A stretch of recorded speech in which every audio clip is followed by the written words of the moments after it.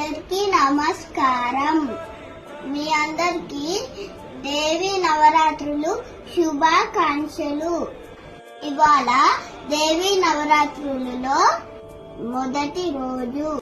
శ్రీ బాలా త్రిపుర సుందరి దేవి అమ్మవారి అవతారము.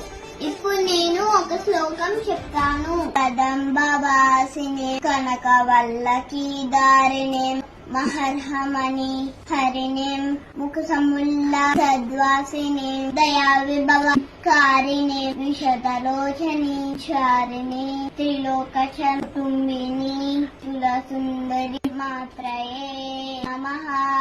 ఓం శ్రీ బాలా త్రిపుర సుందరియే నమః.